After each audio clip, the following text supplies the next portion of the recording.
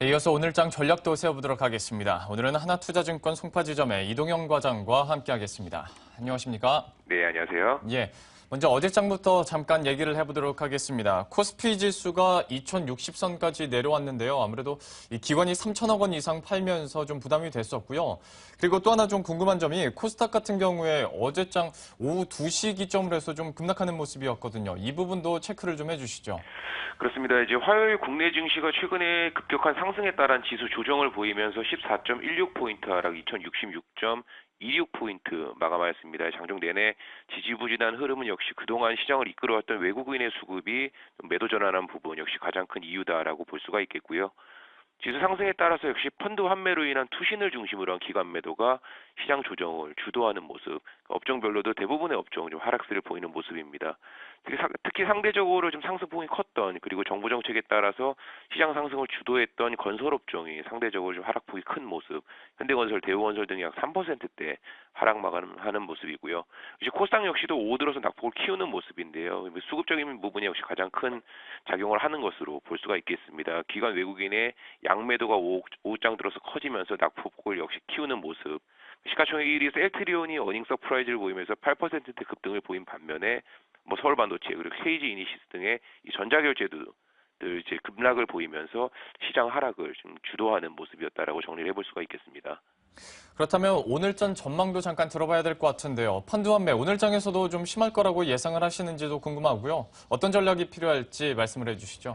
그렇습니다. 이제 어제 지수 하락은 특별히 하락할 만한 이슈가 있다라기보다는 이제 급격한 상승에 대한 자연스러운 조정으로 볼 수가 있겠습니다. 이제 펀드 환매 물량 그리고 차익 매물을 소화한 이후에 역시 추가적인 상승세에 이어갈 것으로 보이고요.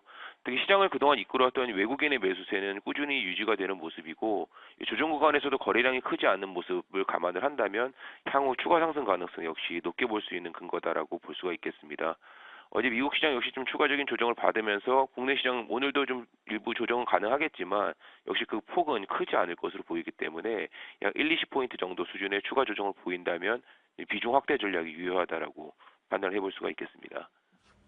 소폭의 약세를 보인다면 오히려 비중 확대 의견도 함께 나타내 주셨는데요. 그러면 그 비중을 확대할 만한 종목도 필요할 것 같습니다. 어떤 종목 관심 있게 보고 계신가요? 그렇습니다. 이제 금일 말씀드릴 종목 첫 번째 종목 이제 대우건설입니다. 역시 정부 정책에 따라서 정부의 내수 부양 정책의 주도주 역할을 했던 건설주고요. 부동산 부양 그리고 금리 인하 동시 수혜가 가능한 업종입니다.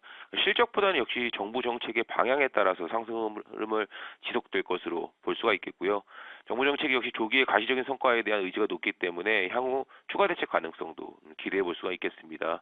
향후 또 금리 인하 같은 건설주의 긍정적인 뉴스 플로우 역시 지속될 것으로 보이기 때문에 최근 주가 조정은 역시 다시 진입 가능한 구간이다라고 판단이 되어지고요. 약 10% 수준의 목표가를 잡고 진입하면 좋을 것 같습니다. 그래서 대우건설 첫 번째 종목 말씀을 드리겠고요. 두 번째 종목은 우리금융입니다. 은행주 역시도 건설주와 함께 정부 정책의 대표적인 수혜 업종이다라고 볼 수가 있겠고요. 우호적인 정부 정책에 따라서 대출 성장이 확대가 되고 또 충당금 비용이 하락을 하면서 은행 업종 전반적인 이익 회복 사이클 역시 나타날 것으로 볼 수가 있겠습니다. 특히 이제 은행주 중에서 동사의 경우에는 정부의 이제 민영화 의지가 있기 때문에 관련 모멘텀 향후 지속적으로 부각될 것으로 예상이 됩니다. 그래서 은행주 중에서 가장 관심 있게 봐야 될 종목 우리금융 말씀을 드리겠고요. 마지막으로 이제 자동차 부품주 모토닉입니다. 이제 우량한 자산 가치가 매력적인 자동차 부품사입니다.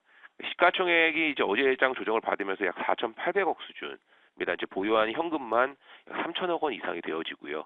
그리고 자기 주식이 약 31% 대략 1,500원 수준을 감안을 한다면 다른 걸 다 제외하고더라도 이제 현금과 자사주만으로도 대부분의 시가총액이 역시 설명될 정도로 자산 가치가 우량한 회사입니다.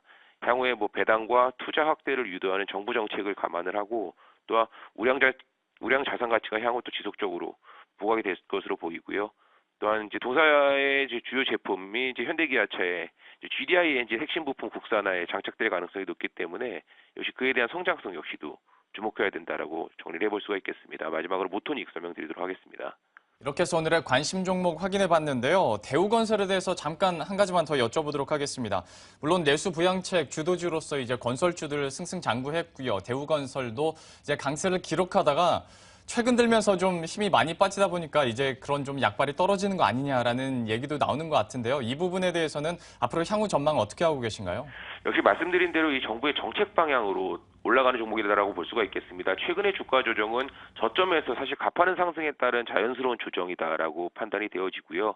향후에 이 금리 인하 같은 주가를 올릴 상승시킬 만한 뉴스가 역시 계속 지속적으로 나올 것으로 보이기 때문에 최대한 저점 매수 이후에 단기적인 매매 전략으로 취하는 부분이 투자자 입장에서 좀 적합한 부분이 아닌가라고 판단해 볼 수가 있겠습니다. 네, 이렇게 해서 대우건설에 대해서 다시 한번 전략까지 세워드렸습니다.